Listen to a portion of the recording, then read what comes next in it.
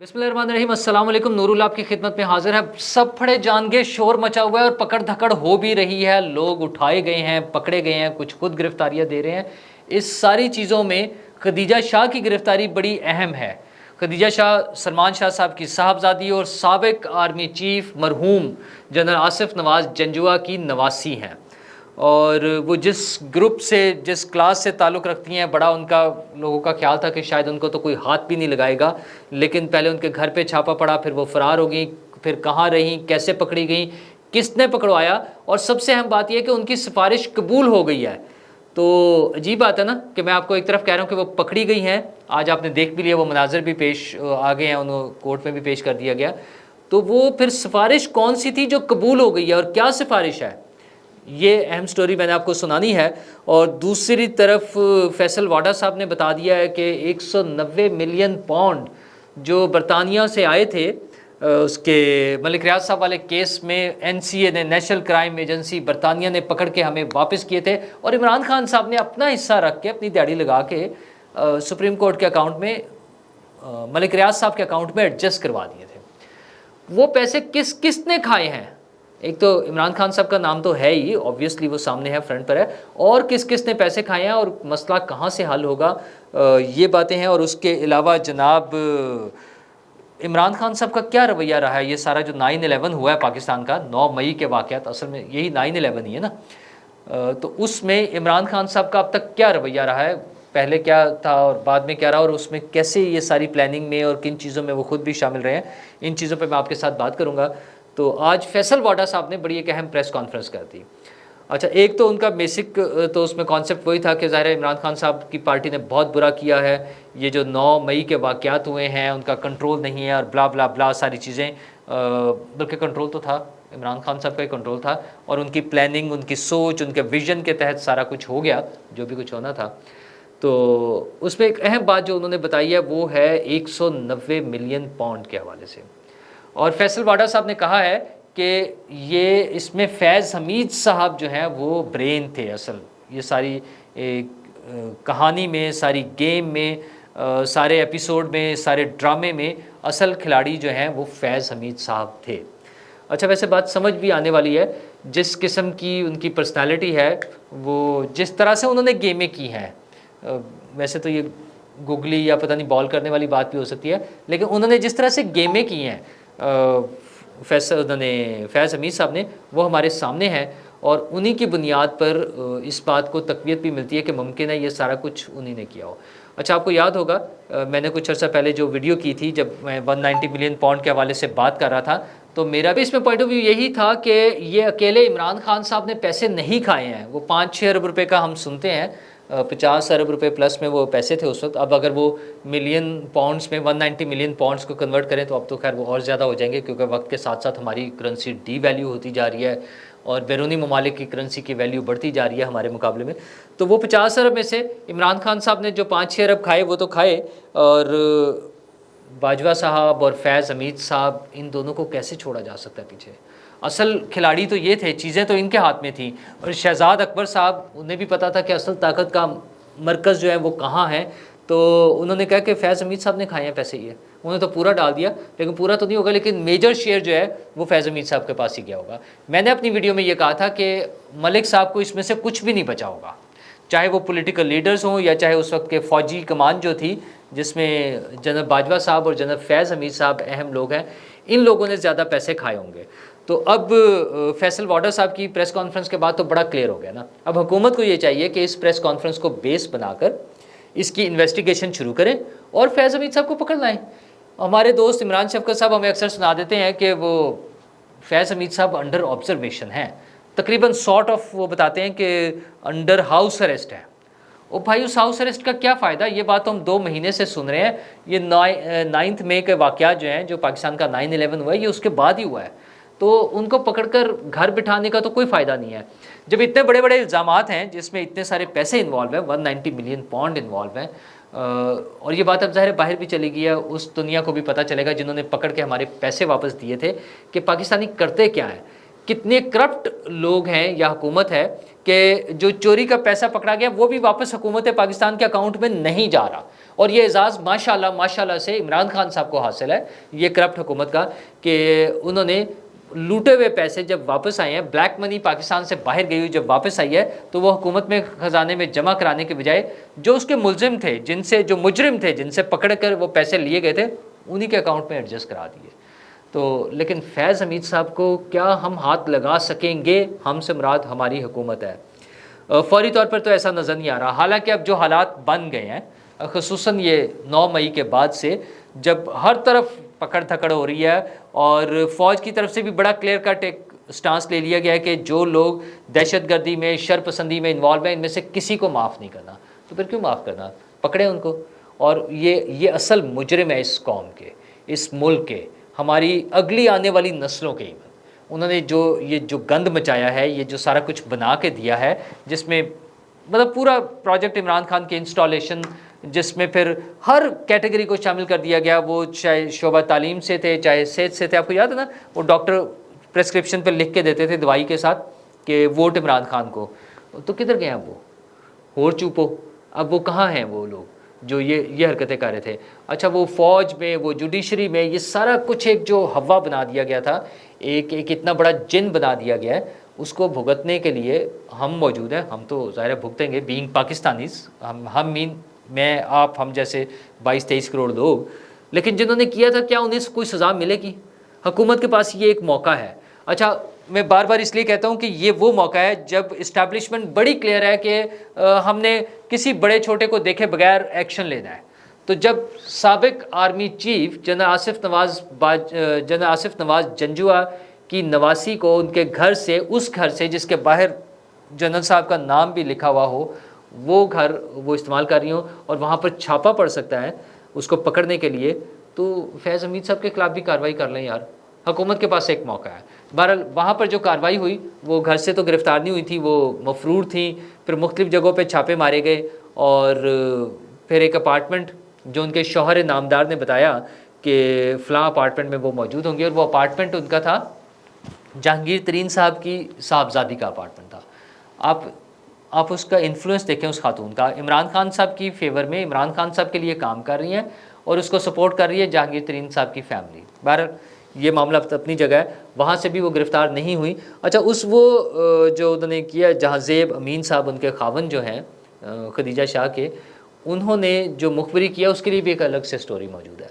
वो स्टोरी ये है कि उनका एक चेक बाउंस हो चुका हुआ है जिस पर उनके खिलाफ पर्चा कटा हुआ है, कोई 85 लाख रुपए का या 90 लाख का, इतने का सुनते हैं हम। तो वो बेचारे उस चक्कर में राम हो गए और उन्होंने मुखबरी कर दी बेगम साहिबा की। लेकिन बेगम साहिबा वहाँ से नहीं पकड़ी गई, उसमें फिर सिफारिशें आनी शुरू हुई। सिफारिशें भी आपको पता है, जहांगीर तरीन साहब थे, ओन चौधरी साहब थे, जो आपको पता है हमारे वज़ीर आज़म साहब के साथ अब कितने गुडी हुए हैं। उससे पहले वो इमरान खान साहब के भी बड़े मुशीर रहे हैं।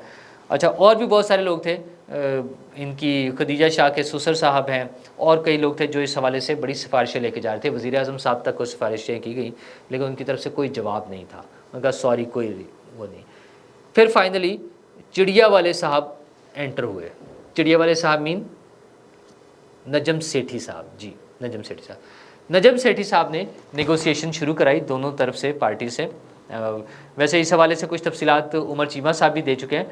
मेरे पास जो रिपोर्ट है वो फाइनली सक्सेसफुल रहे। सक्सेसफुल इन दिस सेंस कि उन्होंने खदीजा शाह की फैमिली को कन्विंस किया कि गिरफ़्तारी खुद दे दें तो ज़्यादा अच्छी बात है। गिरफ़्तार तो हो ही जाना है, या तो देखिए जो लोग इस वक्त भाग रहे हैं ना, सिर्फ एक ही हल है, किसी तरह पाकिस्तान से बाहर चले जाएँ। अगर पाकिस्तान से बाहर नहीं जाते तो वो यहाँ पर लाजमी पकड़े जाएंगे जो इन एक्टिविटीज़ में इन्वॉल्व थे, मैं उनकी बात कर रहा हूँ। अच्छा, तो उन्होंने उनकी फैमिली को एतमाद में लिया या उनसे बातचीत की कि ये भागने का फ़ायदा नहीं है, आप जितना मर्ज़ी भाग लें, गिरफ़्तारी तो होनी है, और फिर ज़्यादा बुरे तरीके से मामला चलेंगे आगे, तो आप गिरफ़्तारी दें। दूसरी तरफ उन्होंने सिफारिश ये की कि ज़रा सा थोड़ा सा हाथ हौला कर लें। सिफारिश तो पहले और भी की, लेकिन वहाँ से साफ जवाब आया कि माफ़ी कोई नहीं है, छोड़ा नहीं जा सकता। ये नहीं हो सकता कि ऐसे ही छोड़ दें, बगैर पकड़े छोड़ दें। नाम आ गया है, तफसीलात आ गई हैं, डिटेल्स मौजूद हैं, सबूत मौजूद हैं, तो इस तरह से नहीं हो सकता कि छोड़ दिया जाए, तो ये तो मुमकिन नहीं है। हाँ, हाथोला रखने वाली जो बात है उस पर थोड़ा सा कंसिडर किया गया। नजम सेठी साहब माशाल्लाह बहुत इन्फ्लुएंस वाले बंदे हैं, उनकी अहलिया मोहतरमा जुगनू मोहसिन साहिबा का भी बड़ा इन्फ्लुएंस है, बड़े टॉप लेवल पर। और नजम सेठी साहब की तो वज़ीर आला पंजाब मोहसिन नकवी साहब के साथ भी बड़ी दोस्ती है, और मोहसिन नकवी साहब की जिनके साथ दोस्ती है उनकी तो क्या ही बात है, सुभान अल्लाह। ठीक है, तो वो बातें फिर ऐसी चलती हैं ना, बात निकली है तो बहुत दूर तक जाएगी, तो वो दूर तक चली गई और उन्हें ये रिलीफ मिला है ज़राए के मुताबिक, जो बाज़ खबरें आ रही हैं कि उन पर हाथ होला रखा जाएगा। अगरचे आज की जो उनकी पेशी थी और वो सारा प्रोसेस से जिससे गुजरे, उसमें ऐसा कोई शाइबा नज़र नहीं आता, लेकिन बैक एंड पे ये चूँकि स्टोरी मौजूद है इसलिए मैं आपके साथ शेयर कर रहा हूँ। और उसमें ये भी है कि अगर कोई बहुत बड़ी इन्वॉल्वमेंट डायरेक्ट बराह रास्त ना निकली, जितने वो बुलाने वाला और इस हद तक है, तो शायद कुछ अरसे में उनको रिलीफ भी दे दिया जाए, छोड़ भी दिया जाए।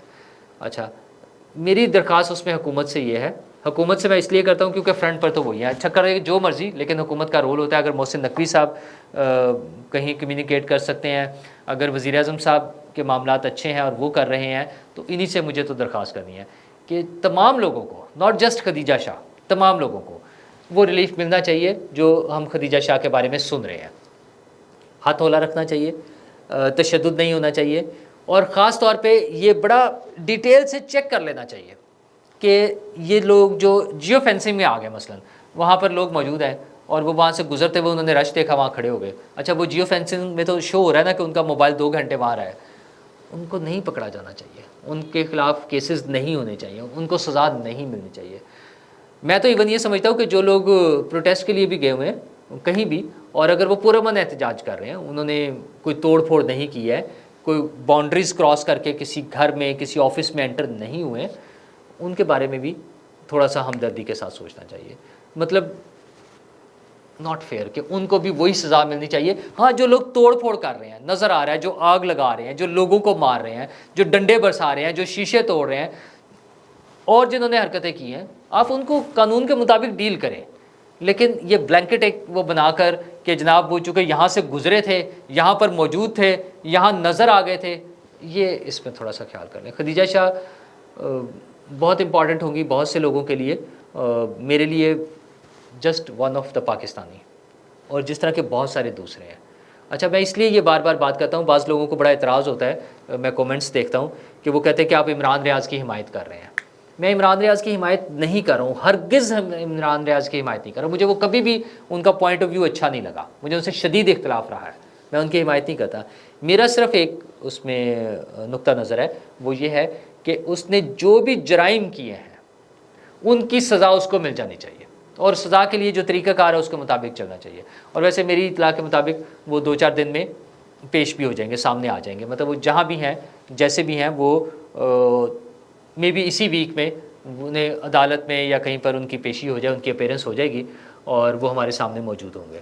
अच्छा, किसी को भी जो भी शख्स जो भी पॉइंट ऑफ व्यू रखता है उसको इजाज़त होनी चाहिए अपना पॉइंट ऑफ व्यू रखने की, और उसको अगर वो गलत है, जहाँ पे वो कानून की खिलाफ वर्जी करे, वहाँ पर उसे कानून के मुताबिक डील करना चाहिए, इसके अलावा कोई चीज़ नहीं है। अच्छा, और दूसरा इमरान खान साहब की इन्वॉल्वमेंट, ये 14 मई, असल में तो देखें ना, पकड़ने वाले लोग जो इमरान खान साहब को पकड़े, इमरान खान साहब ने उसकी मजम्मत नहीं की, बल्कि अगले दिन जब वो अदालत में थे 2 दिन के बाद, तो उन्होंने कहा कि अगर मुझे दोबारा गिरफ्तार किया गया जब उनकी ज़मानत हुई तो फिर यही रिएक्शन आएगा। मतलब वो बड़े कन्विंस थे कि यही कुछ होना है। फयाज चौहान साहब ने तो कल बता दिया, उन्होंने कहा कि जी 1 मई की जो रैली थी वो रिहर्सल थी, हमने ये हरकतें करनी थी, मतलब पार्टी ने। फयाज चौहान साहब आपको पता ना किस तरह से बातें करते थे, मुझे उनसे भी बड़ा शदीद इख्तलाफ रहा हमेशा, चूँकि वो वज़ीर इत्तलात या इत्तलात का कलमदान उनके पास रहा पंजाब में, मुख्तलिफ 2 मरतबा मुख्तलिफ अदवार में।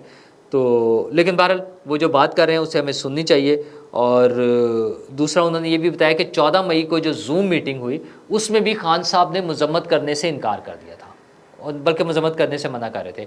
और ये तो हम पिछले दिनों देख चुके हैं, वो पलविशा अब्बासी के हवाले से और दीगर ख़वातीन के हवाले से जिन्हें फ़ारिग किया गया, कि इन वाक़यात की मजम्मत करने वालों को पार्टी से निकाल दिया गया। तो इमरान खान साहब की पोजीशन बड़ी क्लियर है, वो यही चाहते थे, उनकी यही प्लानिंग थी। इमरान खान साहब और जो बड़े बड़े कैरेक्टर्स हैं, अगर बैक एंड पे करने वाले, जैसे मैं फैज़ हमीद साहब की बात कर रहा हूँ, इनको पकड़ें, इनको सज़ा दें, इन्हें भी कानून के मुताबिक। मैं आई डोंट वांट कि इनको भी कोई किसी गैर कानूनी तरीके से उठा के गायब कर दिया जाए।